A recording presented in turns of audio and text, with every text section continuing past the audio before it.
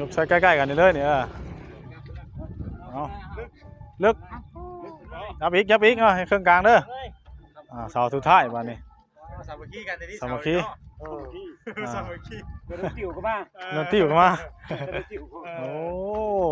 จำได้เลย เอาอีกเสานี่ถือว่าย่อสำเร็จวันนี้สำเร็จเนาะ เอายกแห้งน้องใส่ผลน้องเว้ยเฮ็ดอันนี้ นึกเนาะ สุดท้ายคำคูณบ้านนี้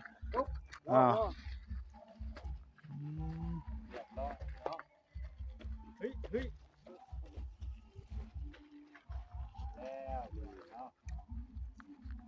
่งเด้อ เราขับเสา เอา สุดท้าย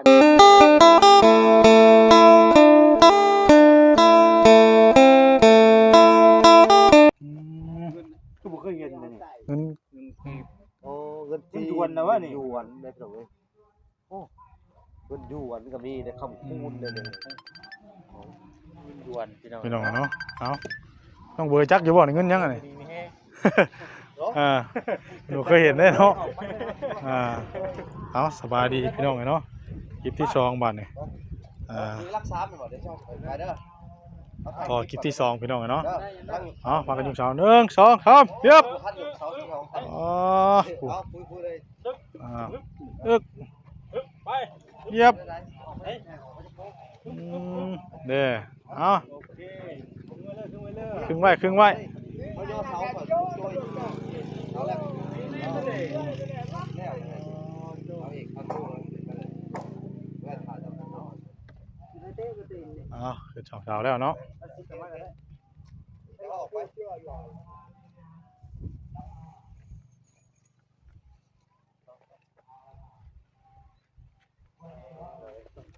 พักแล้วเนาะสูงย่องบานนี่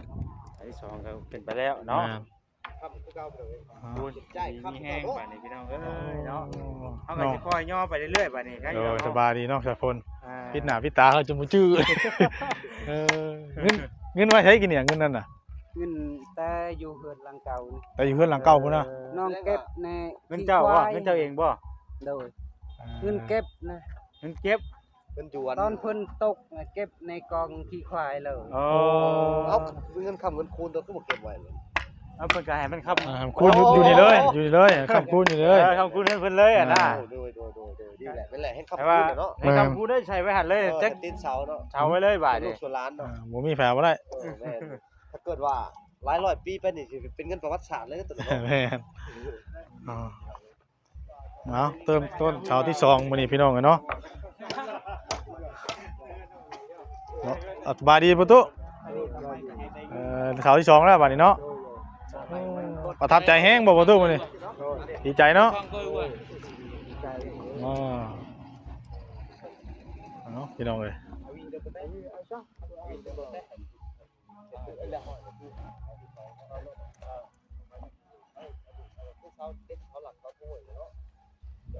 ใช่บรรยากาศเบิ่งน้ำกันพี่น้องเนาะยก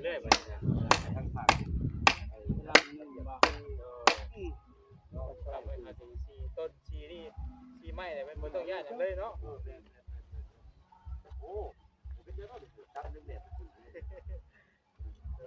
ที่ผ่านมาที่บ่แสนย่อบ่ได้แบบนี้นะมันก็เป็นสูตรนะตั้งขึ้นแม่อันนี้คือนี่ความปลอดภัยชุดเลยนี่คือสถานไหนยังคือความปลอดภัยอันนี้คือแบบเป็นแบบว่าค่าสลากใช้จ่ายก่อนพี่น้องเนาะทำจ่ายไว้ไม่จ่ายได้ทำไว้พึ่งไว้ดีๆเด้อว่ายอดได้ประสิทธิ์เขาก็เคยเห็นครั้งแรกเลยแต่ว่าทุกคนฉลาดกับที่เขาเลยฉลาดกับคนแม่คือว่าเพิ่นก็ซอยกันเป็นช่างเนาะบ่ได้เป็นช่างตอนแต่เรียนบ่ได้เนาะตอนโยนเพื่อนเขาก็จะบ่ได้ขึ้นจะเอารถไถโยไปเลยครับเขาขึ้นบ้านใช้ไม้แล้วก็เพราะกันหามเอาเพิ่นหามไว้เนาะแม่อันนี้ใช้รถไถโอ้แก่ไว้ด้วยเนาะบอกเราแห้งหลายจะได้ว่าบ้านชุดด้วยมีคนฉลาดหลายเนาะผัดอะไรไปเลยอีกยอดอะไรนี่เรื่องนี้เขาที่2ใกล้ที่7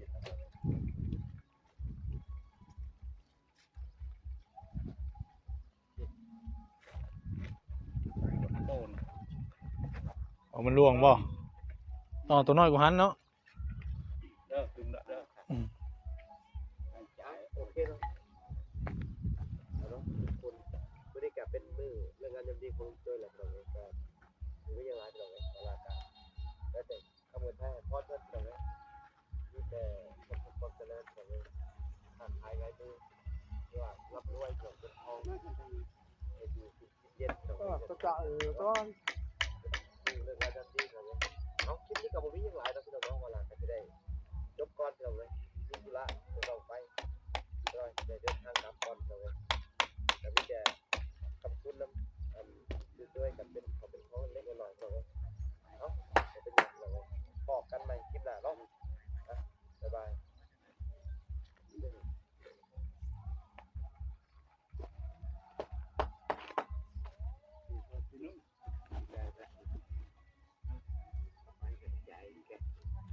จากตัว อีกจ่ายหนึ่งบ่คือว่าไล่บ่ไล่ได้สำนักกะต้องเสาต่อไปบ่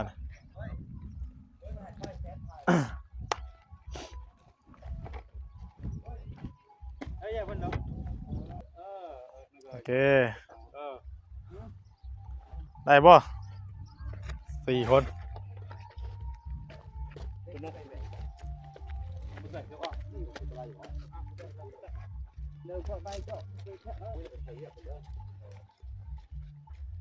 ห้ามไปว่างไว้ก่อนไม่มันจังมันแทนยกขึ้นที่เดียวด้วยนะมาว่างไว้ตัวนั้นเอามาอีกช่องเช้าเลยจังหรือว่ายกขึ้นเลยบ่อย่าบ่เกะกะมันจังบ่เกะกะเนาะเอาหามาแต่บ่เกะกะมาขึ้นเลยก่อนคนเพราะว่ามันจังบ่เกะกะเฮาเวลาเฮาย่างมานะได้บ่บัดนี่เยียบน้องจะพ้นอึ๊บเอาอึ๊บเด้ออึ๊บเอาซอยเพิ่นพี่น้องเนาะอึ๊บมีอยากซอยแน่อยากเป็นกล้องถ่ายพ่อแม่พี่น้องได้เบิ่งกันแน่พี่น้องเลยเด้ครึ่งผู้หาจ่ายกับหาบาทนี่ทิกตีนใช่เนาะเตะเอามันจะหมดแห้งเตะเอาโอ้เสาเตะที่ก่อนเอาแห้งกันที่นั่นแล้วเนี่ยป่ะไม่เฮาอ่อนโพดเฮียยืดระเบิดไม่ตัวนั้นมันยาวว่าไม่ตัวนั้นน้องเฉพาะไม่ตัวน้อยๆนะยาวคือสั่นอ๋อโยสุดเรื่องมิดได้หามเลยน่ะตบแล้วก็ปูลงก่อนบาดมือเอาค้อนน่ะไม้ตัวนี้จะแข็งแน่ตบไม้ตะปูลงก่อน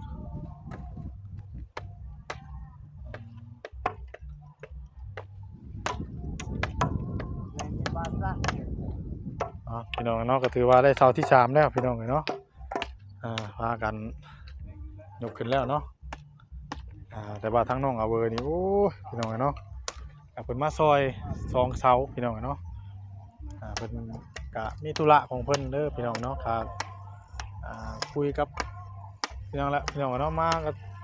ทางบ่อนเผยก็เห็นแล้วก็มาก็คุยซับตลอดนะพี่น้องเนาะต้องให้แบบจักได้เบิ่งบรรยากาศนำกันพี่น้องเนาะให้เบิ่งนำกัน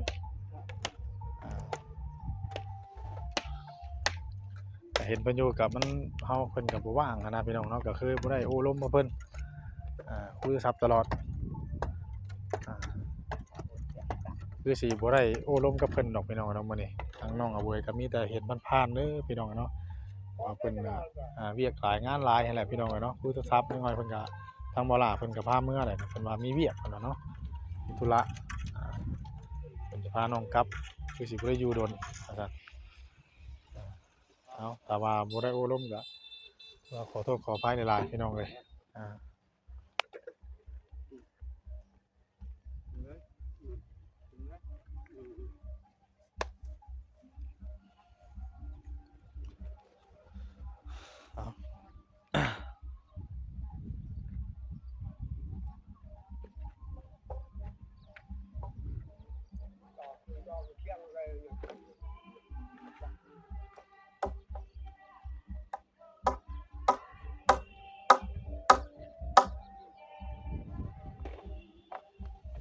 ไว้ครึ่งไว้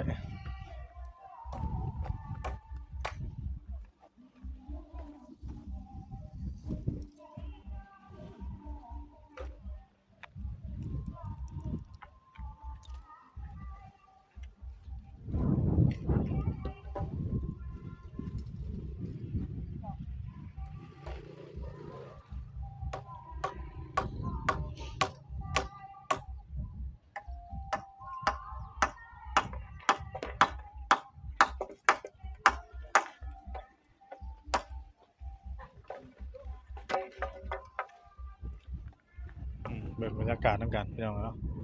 ตากทำใจอยู่มันก็อยากล้มแน่พี่น้องน้ำเลยเนาะล้ม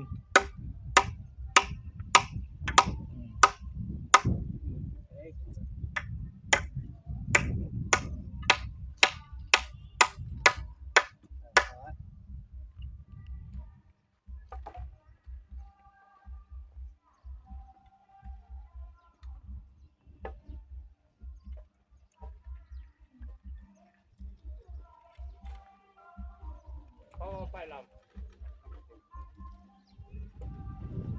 ถ้าทราบได้เว้ย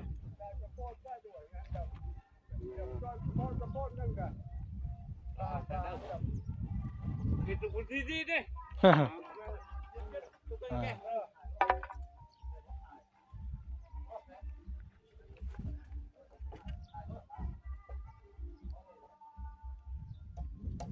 ยูวันนี้ปูใช่ทำไมอ่ะ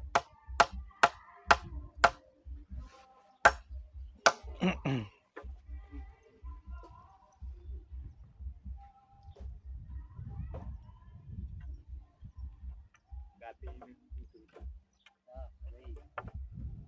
ดังมาอยู่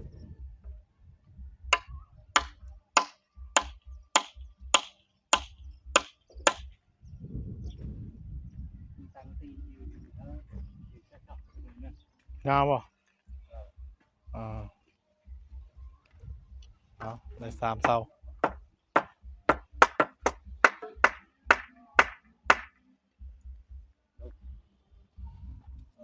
เป็นยัง โอเคแล้วเนาะ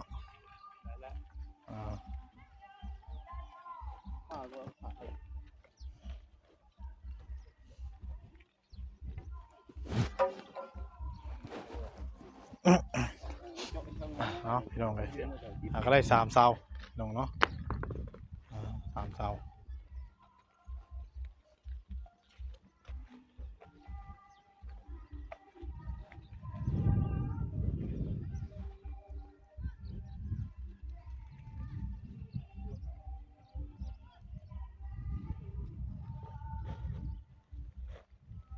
ดึก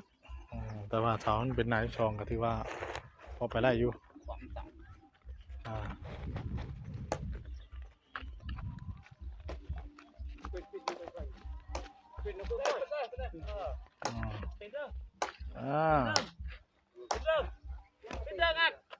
เอาเรื่องเลยตาจกขาบเลยจกขาบอยู่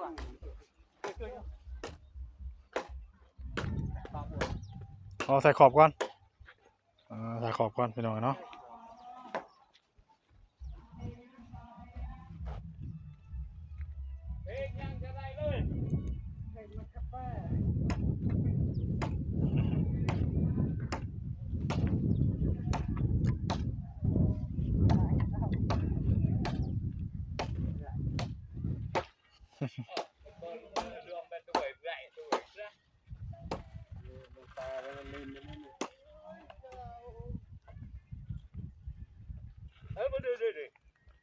เดี๋ยวเบิ่งน้ำกันพี่น้องเนาะโอ้ยพี่น้องเนาะเปิดภาพมาวันนี้ก็โอ้ย่อได้7-8 เสาแล้วพี่น้องเนาะเมื่อกี้ข้างบนเพิ่นก็ผักย่อเสาซอยเพิ่นพี่น้องเนาะให้มันแล้วยังอีกเสานึงพี่น้องเอ้ยอีกเสานึง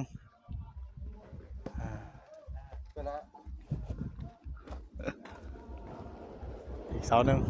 เสาสุดท้ายถือว่าเรียบร้อยบาดนี้เนาะวันนี้บัดแทงล้มเนาะกินข้าวบ่แซ่บได้เป็นรถกายเฮือนวันนี้เนาะโอ้ ยำเข้าข้างในเงี้ยชวดเนี่ย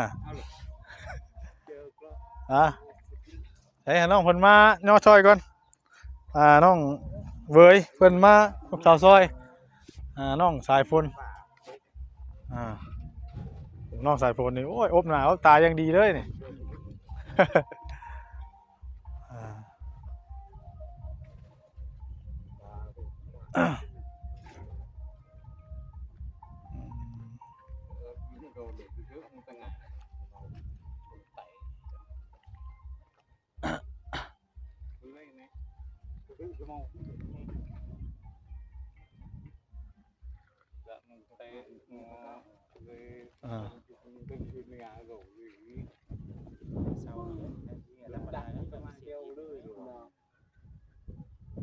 เอาเลยมาบัดนี้ลงมือ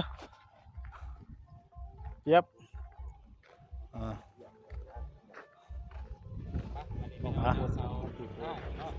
ยกใช้ใกล้ๆกันนี่เลยเนี่ยลึกยับอีกให้เครื่องกลางเด้อเสาสุดท้ายบัดนี้สามัคคีกันในที่ สามัคคี สามัคคี เดินติ๋วก็มา โอ้ จำง่ายเลย เอาอีกเสานี่ถือว่าย่อสำเร็จวันนี้สำเร็จเนาะ เอายกแห้งน้องสายฝนน้องเว้ยเอ็ดอันนี้สุดท้ายคำคูณบัดนี้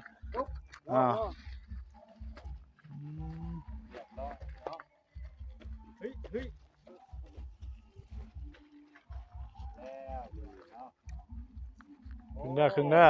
แล้วคำเสาคือสุดท้ายเนาะแม่นเก้าเสา เป็นเสาอยู่เย็นเป็นสุข ทางบาลาเนาะสบายดีเนาะ ดีเนาะ เล่นบัดนี้คือใส่หมวกกันน็อกในบัดนี้ สิกลับเลยบ่อันนี้ จะน้อยก็สิได้กลับแหละเอาเว้ยตอนนี้สบายดีคุณสบายเป็นไข่เป็นไข่แล้ว ยาบ่เสียมีอยู่ นี่เนาะ ไอ้ไข่ เป็นไข่แห้งบ่เอาไปสอบถามให้มึงดูฮะเป็นแล้วใด กินยาแล้วบ่เนาะ ยังบ่ได้กินยาอยู่ เป็นไข่บ่เป็นไข่สบายนอนแต่เช้าเลยแล้วมันย่อเสาแหละครับเสาก็เสื่อมแล้วก็ไปไข่ตัวแห้งแล้วไปนอนอีกเสานึงมียาแล้วนอนนี่ยาไว้เอาเพิ่นไข่บ่ บ่ได้สิเมื่อเพิ่นเมื่อใช้นี่น่ะ สิพาเพิ่นไปเรือบ้านแหละ เมื่อบ้าน ว่าเป็นไข่เป็นน้ำแดง ผ่านพักผ่อนก่อนเนาะ พักผ่อนพาไปพักผ่อนก่อนนี่แหละ เอาไปยังเพิ่นเดี๋ยวมีโอกาสบ่ใช่สิเข้าไป บ่ใช่เข้าไปเด้อ ดีแหละเอาไปพ่อน้องกับพี่เนาะ ที่เรื่องทางไหนเพิ่น ถามเพิ่นก่อนพี่น้องเนาะว่าเป็นไข้ว่าซั่นเนาะทางน้องเว้ยมากินน้ำเป็นได้น้องเจ็บหัวบ่โอ้กินข้าวกินน้ำแล้วบ่ยังพาได้กินข้าวอยู่โอ้บ่ล่ะพากันกินก่อนจังคือเจ้าในตอนนี้ก็สิพากันกลับได้บ่กลับเมื่อพักผ่อนก่อนเนาะจังมาใหม่เดี๋ยวมีโอกาสทางเบาสิเข้าไปหาเด้อให้เจ้าได้ที่ได้ทางได้ที่พักที่เช่าก่อนคือดินน่ะได้บ่จังว่าเนาะยังทางบ่ล่ะเพิ่นเนาะมีแต่ว่าดีใจน้ำน้องเพิ่นพี่น้องเนาะที่ว่าได้ทุกสิ่งทุกอย่างแล้วทั้งบ่แซ่บมันมียาอยู่กินนี่เอายาให้น้องเพิ่นกินเนาะปวดหัวถือว่าดีใจเลยคือที่ว่าน้องทั้งน้องเวยเพิ่นก็มาซอยพี่น้องเนาะมาซอยทั้งน้องสายพลยกเสาเฮือนเสาซ่านเสาบ้านเสาซองถือว่าเรียบร้อยแล้วพี่น้องกันวันนี้เนาะทั้งน้องเพิ่นก็สิได้กลับบ้านนาทองเนาะคือว่าสิพากันไปบึงบุญหงไผ่บ่ไปบ่ยังบ่จักเพิ่นพาไปก็ไปเนาะนั่นว่าจะไปเที่ยวงานบุญบังไผ่เปิดหูเปิดตาทางบ้านบ่าวพรเพิ่นมีงานพี่น้องเนาะเพิ่นบ่ได้ขึ้นมาก็ถือว่าคือสิประมาณนี้พี่น้องเนาะเพราะว่าน้องๆเพิ่นก็ได้ซอยยกถือว่าเรียบร้อยแล้วสิได้กลับบัดนี้เนาะ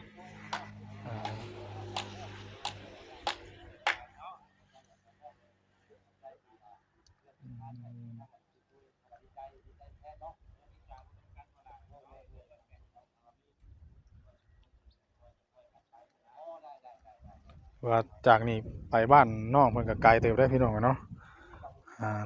หลายกิโลเติบอืม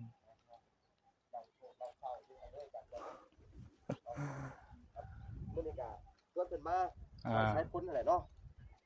บอกเพิ่นเผยเป็นอะไรอาการเจ็บหัวแห้งบ่แบบไรบ่คือบ่กัก ยังเมื่อยอยู่ เมื่อยบ่ เมื่ วิ อย นหัวบ่นี่วินหัวบ่ เมื่อยนอนแล้วเป็น มีแต่ว่าให้น้องบ่รบกวนน้องเพิ่นก็อย่าเนาะให้น้องเพิ่นพักผ่อนถือว่าเสาหยังก็เรียบร้อยแล้วพี่น้องเนาะที่แต่ว่าทางบ่ล่ะเพิ่นก็สิได้พาน้องกลับพี่น้องเนาะโดยไปถือว่าสำหรับคลิปนี้ทางบ่าวเผยก็สิได้ขอตัวจบคลิปแล้วพี่น้องเนาะพบพ้อกันคลิปหน้าคลิปต่อไปพี่น้องเนาะถือว่าเรียบร้อยเบิดเก้าต้นมีแต่ว่าทางสร้างเพิ่นน่ะสิได้จัดแจงหรือว่าดัดให้มันเป๊ะหรือว่าให้มันตรงเนาะพี่น้องเนาะมื้อนี้ก็สิได้เทอยู่พี่น้องเนาะเดี๋ยวเฮาก็สิแนะนำทางสร้างเพิ่นว่ามีแนวใดก็สิบอกเพิ่นพี่น้องเนาะโอเคน้องสายฝนเนาะถือว่ายกเรียบร้อยแล้วโอ้ดีใจนำบาดเห็นเสาทะลุทะเลแล้วบัดเนาะถือว่ายกขึ้นเรียบร้อยแล้วเนาะมีแต่ว่าทั้งเพิ่นตีจ่ายตีหยังเรียบร้อยก็ได้เวลาเฮ็ดอยู่ให้กินก็หา กลับมานี่ โดยขอบใจเด้อลุงพ่อใหญ่เด้อโอ้อยู่ดีมีแห้งมาซอยกันเพิ่นว่าเนาะ ซอยอ้ายนี่ เอามาซอยผู้นี้บ่ลุงโจยนี่เนาะ เจ้า โอ้ดีใจน้ำซอยกันบ้านเฮาเนาะ ครับตอน โอ้ ใกล้บ้าน บ้านอยู่ไส บ้านติ้วพุ่น บ้านดอนติ้วนู่นติ้วคือดอนติ้ว ติ้ว นู่นติ้วเนาะโอ้มาหางาน มางานบุญ มางานบุญ แวนี้ ก็มาแวะนี่ก่อนว่าแล้วก็คนฮู้จักกันเนาะมา ฮะ อ้าย อ้ายบ่โอ้เจ้าเป็นน้อง น้องก็น้องถูกระบาดละเช้านะ โอ้ลูกอ้ายลูกน้องเนาะว่าง่ายกันเนาะโอ้เอาซอยกันเนาะว่าไงเนาะเอาเดินทางปลอดภัยเด้อโดยอยู่ดีมีแฮงอันนี้ขอบใจละลายเนาะพี่น้องเนาะเพิ่นก็มาแต่ไกลสามารถมาซอยกัน